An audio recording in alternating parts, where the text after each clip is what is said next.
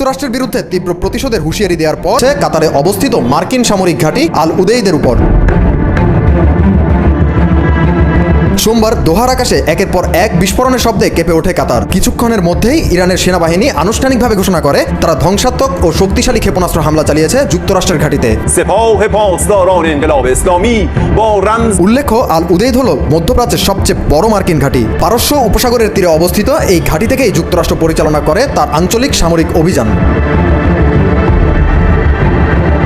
এর আগে মার্কিন B-2 বোমাণু বিমান থেকে 30,000 পাউন্ড ওজনের বাংকার বাস্টার বোমা নিক্ষেপ করা হয় ইরানের ভূগর্ভস্থ পারমাণবিক কেন্দ্রগুলোতে। প্রেসিডেন্ট ডোনাল্ড ট্রাম্প সেই হামলার পর ইঙ্গিত দিয়েছিলেন ইরানের সরকারকে উৎখাত করাও হতে পারে পরবর্তী পদক্ষেপ।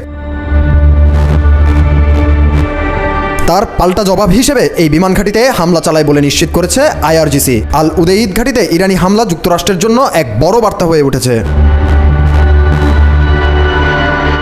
কাতারের প্রতিরক্ষা মন্ত্রী আল জাজিরাকে জানান তাদের আকাশ প্রতিরক্ষা বাহিনী কিছু ক্ষেপণাস্ত্র আকাশেই ধ্বংস করতে সক্ষম হয়েছে, তবে হামলার তীব্রতা এত বেশি ছিল যে পুরো দোহা শহর জুড়ে আতঙ্ক ছড়িয়ে পড়ে।